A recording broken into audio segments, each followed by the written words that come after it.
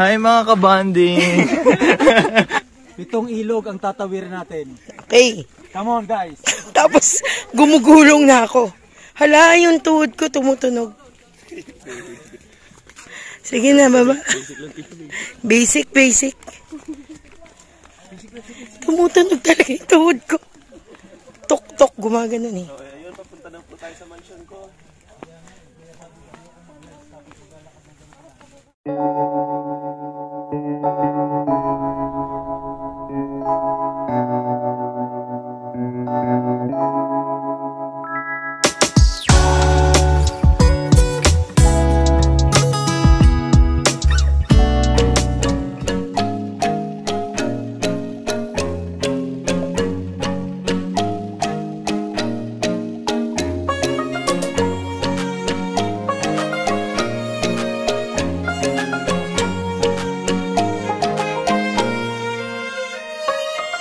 Hello again and magandang umaga sa lahat. Isang magandang linggo ito para sa amin. Sisimulan namin ang araw sa pagpunta sa isang lugar sa Bulacan, sa DRT or Remedios, Doña Remedios Trinidad. Ayan, pupunta kami doon. Nature na nature ang ating trip ngayon.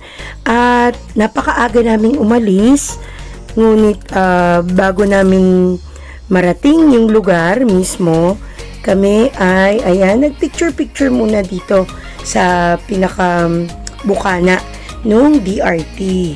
Ang sarap ng taho dyan. Kumain din muna kami dito sa Raj Cafe. Ayan, kasi talagang gusto muna naming magkape. Unang-una, inaantok pa kami actually. Pero, ayan na nga, at ano lang kami, kukuha kami ng tour guide, and then magpa-park, and then magbabayad daw ng entrance, and explore namin ang Verdavia Falls. Start na natin ang, hiking. So, tingnan natin kung, ay, madali lang yan. Umakyat kaya ako ng ano yung inakyat ko, anak, mountain? Daraitan. Verdavia, tama ba? Verdavia, ano sa Verdavia? Falls. Falls?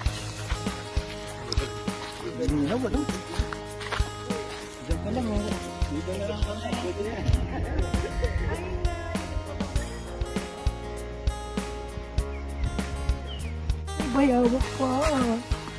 Ayun. So, kasama dito si Nini tsaka si Ella. Tapos ililigaw natin si Ella. Tapos pawis na si Kuya.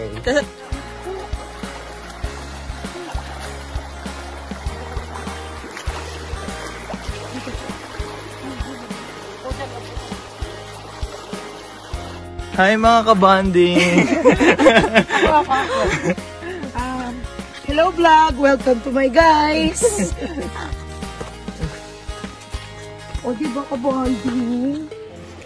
Nandun sa bag ni Mama. Yes.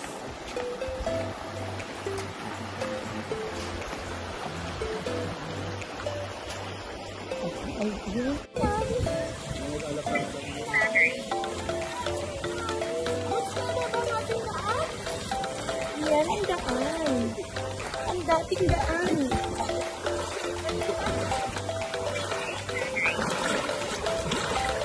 So hindi na kunan yung mukha namin, talaga yung pala.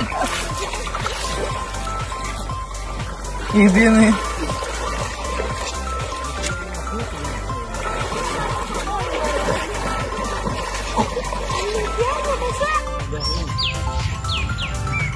Hindi naman siya gumagalaw eh.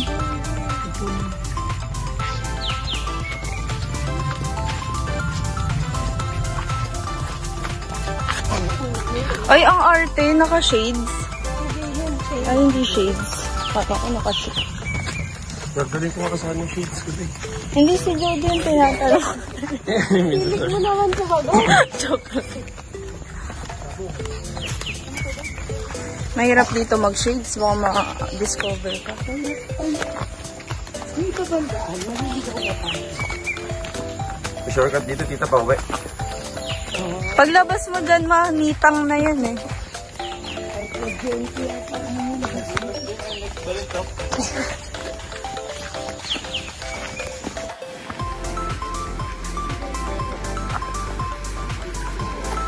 Oh, picture daw. Sino gusto?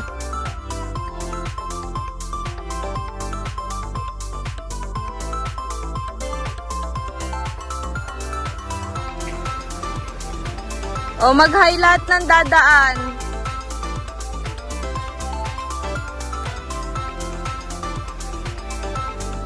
At sinapit na nga namin ang falls. Medyo umaambon-ambon ang pagkakataon na yan. Kaya ang lamig lalo ng tubig. Pero kapag nando ka naman sa tubig, okay lang. Nakakatamad na nga sanang umahon.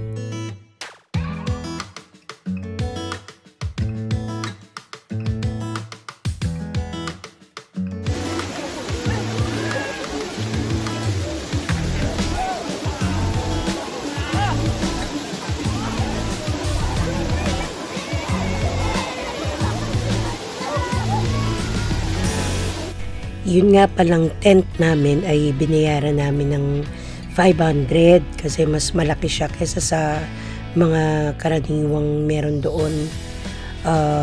Gusto rin sana naming arkilahin yung balsa. Kaya lang, dalawa lang daw yung available that day and ayun, meron na ngang naka-arkila. So, itong pamilya ko na lang yung nakakapunta doon sa malapit sa falls. Ako kasi, even meron ako suot na life vest, ayoko talaga pumunta doon. Natatakot ako. Hindi ako marunong lumangoy. Bali, ang nagastos namin dito ay ang bali entrance namin or yung fee na 70 per person. Then times 6 kami. And then yung parking, 50 lang yata. 350 sa aming tourist guide. Ayan. And then 500 niya doon sa tent. So ayun lang. Maliban sa, may baon naman din kaming mga food. So yun naman yung very lang naman, kumbaga budgeted naman talaga. So, galing na rin pala rito, sila bituin ko noon, sila ni Allen. Kaya, pina-experience nila sa amin ngayong bumalik siya ng bansa.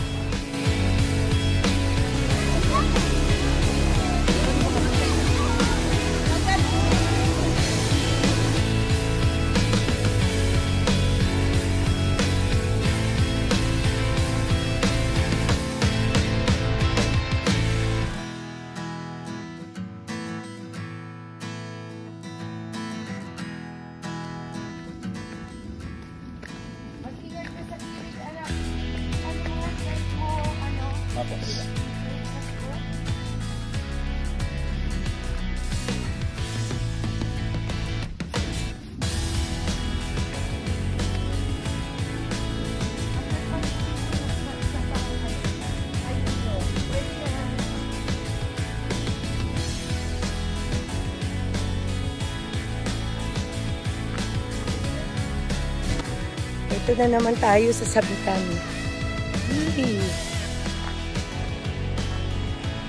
Tingnan mo kung anong dala nila. Palagay mo kaya mapangatawanan nila yung dala nila. Ayun.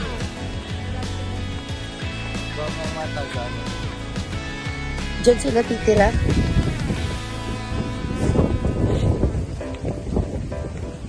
So natuyo na ang ating basang damit.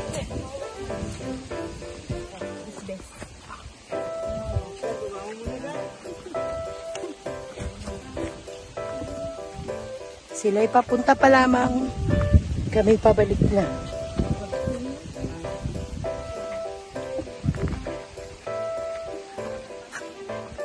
Mulang. Babawi na ako sa race. Oh, go. Overtake. The veteran.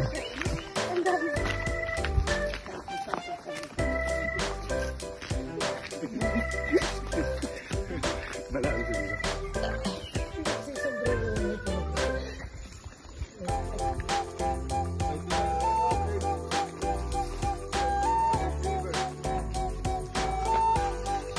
Yung uwak, yung itim. Ay, mali. Ang uwak ikaw. Uy, ano ka, may ano. Ano yan, bidak? Lumibidak. What? Ano nakikita ka? Ayan. Sumapit na tayo sa dulo ng trail.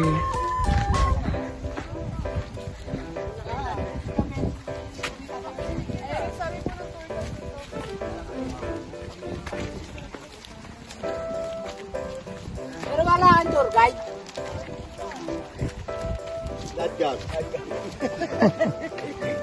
Nagtatanong talaga sila kuya kung merong tour guide kasi bawal naman talaga yung pupunta doon sa falls na walang tour guide at saka baka maligaw, isa pa yun or maaksidente ng walang nakakaalam. Eto na yung huling huling mababasa ang ating paa. Ayan, maghugas na tayo ng paa. Ayan. Kanina ingat na ingat pa tayo dumaan dito. Ngayon, basic. Ano basic? Basic, bugs. Ay, syempre maingat ako. Yun na. Ang pinakahuling tubig na aming aapakan. At kami ay babalik na doon sa taas na aming pinanggalingan. So, ito po yun. Ayan, pagbaba. Ano po, Gabi? Pagbaba ay, ito na yung tatahakin. Mga 30 to 40 minutes. Pero ito na po yun. Yung paakyat na dun sa may parking. At dun kami maliligo. Ayan na. Ito na. Kalsada na.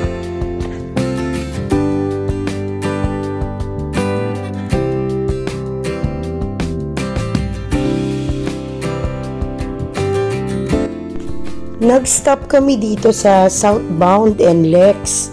Meron ditong drive and dine na mga outlets. Ayan. At ayun, maliban sa tumingin-tingin, kumain na rin kami rito. Nag-early dinner na kami. At masarap itong aming kinainan. Filipino foods ang kanilang mga inihahain. Maganda pa ang place tingnan ninyo. Nagkape rin kami, of course, hindi yan mawawala. Konting palipas oras bago uli bumiyahe kasi medyo na yan nagpapalipas na rin kami ng traffic. And then, konting oras ng pagkukwentuhan, ayan, tumuloy na rin kami ng biyahe. So, ayun na po.